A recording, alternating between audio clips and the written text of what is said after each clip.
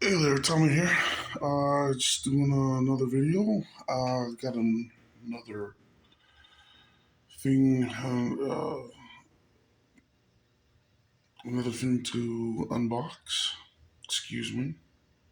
Trying to find my words. Um, I've been on a bit of a Ryobi shopping spree as I've been doing work. Trying to make work easier, take it easier on my body. I have tended in the past to make do with whatever minimal tools I had, and finding yeah, it's nice to get the tools that make things easier, faster, easier on your body, less work. Um, so bit of a learning curve for me, learning process, but yeah, I'm becoming quite a fan of all these little cordless tools, and now this is another one. I actually had a um on one property, I finally hired somebody to do something. I had them install a water heater, and it wasn't so much that I didn't think I could do it. I've never done one before. It didn't look that hard to take out what was there and put one in. But then in that particular city, I found out there was all these codes and rules that I was not aware of, so I didn't want to miss anything. And then when the guy came to install it, and he's telling me this, that, and the other, and then he's even, as he's doing some, oh yeah, I got to do this, I got to do that because of some other law change or code change recently. And yeah, I was really glad I hired someone on that one. Like I said, it was nothing, aside from moving the big water heater around, which I was glad to not have to do. Um, he installs one or two water heaters every day, so it was more like, do I want to spend my time learning how to not just install it, but taking my time and doing it right, and then learn all the codes. And when he had it, the old one out and the new one in, and with all the other drain and pan and all the stuff that was supposed to be there for a more up to code installation. And I don't think the last one was necessarily out of code for its time when it was installed, but I think it was. Um, it was just the codes had changed that much since it was installed, so it was much more basic installation. Like it might have even been the original one to the house. But so I saw him using this tool. Wow, that was a huge aside. Hope you enjoyed that. I'll have to maybe title the video "The Water Heater Story" and unboxing. But actually, the tool that impressed me was this one that he was using with this little saw feature that I guess you can cut things flush. You don't have to take them out or take things apart or try to get a not a circular saw, but like a jigsaw or something like that. Um, which can be hard to do or by hand. So yeah, I saw this little tool and just cut out a notch in the door, like flush, facing the door, and then just cut a little notch out the bottom to put a drain. And I was like, man, that's a cool tool. But what do I need it for? Well, now I'm installing some trim, and instead of taking the trim off that's already on the wall, or not the trim at the bottom, but like, let's see if I can see an example. No, I don't know whether you can see it, but the corner trim, it's this is like siding, paneling that I've painted. I decided to just leave the paneling in place instead of ripping everything out. I did take away some trim that they had around the doors and stuff. But you know what? There's one up high. That's a good example. So it's this kind of trim in the corners, and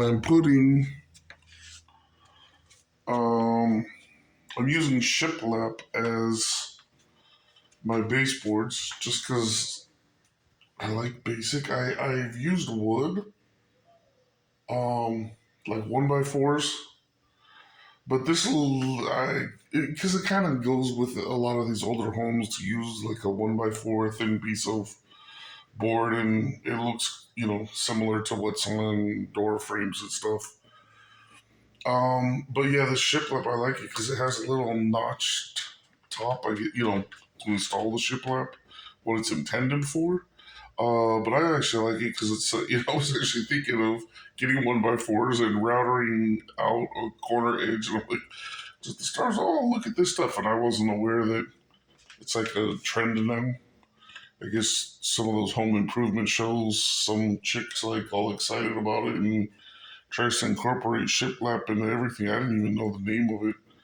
I guess I'd heard it before, but when I just saw it, I was like, oh, that stuff might work nicely for Bigfoot. And it's a lot cheaper than a lot of trims, so dual purpose for me. So, and I like the look. And then this door will get painted to match. The baseboards I painted before I'm installing because it's a heck of a lot easier. And then the door will match. The window, I think trim has been painted at least once. The door, I think, the starter is just one color. Oh yeah, it's not painted all the way to the bottom. So it will match, but that's the story, and that's why I bought this tool is to cut those little corner pieces out. And then that thing too, it's like it's good on this project. And then it'll, I'm sure, have other uses. I did notice it has different heads. I thought it was just a one use kind of tool, but apparently it does different stuff too. So I think worth, sorry, I had to zoom in there, worth the purchase. That's what it looks like. This one is one of the rare ones I bought, tool only, without battery. But that's because I got it like the other day. I got this. It was on sale for $100, and then it comes with two batteries, and it already comes with a battery and a charger, or two batteries and a charger. So it get me batteries for this guy, two extra batteries, and a charger. So I'm pretty set on batteries now. And that was like some kind of in-store rebate thing, like automatic coupon. You do have to get someone to help you. So if you go to self-checkout, you can't just like do it yourself. They have to enter some codes and do some stuff. But yeah, that's the tool. Here's all the pieces. So I was gonna refer to. So there's this guy here. I guess that's the thing to hold the sanding. It looks like some kind of, I guess just um, a round version of what I was talking about on the saw. And then this is the thing I really wanted was to be able to cut flush, like head on. So it like shakes and you can cut without having to like, if that makes sense. Let me get the tool. So this piece goes on the tool and then you can cut directly like at something. You can cut straight into because it like does a little vibrating, and then you can cut flush. So yeah, that's why I bought it. That's the unboxing for now. And there's the item. There's the stuff it comes with, and again there's the box. So that's it.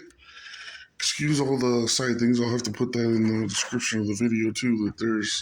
It's an unboxing for this, but it's also a water heater story because that's how I learned about the tool. All right, so that's it for this video. Hope you enjoyed it. It's a bit long, but okay. So with that, ciao ciao for now. All the best. Tommy out.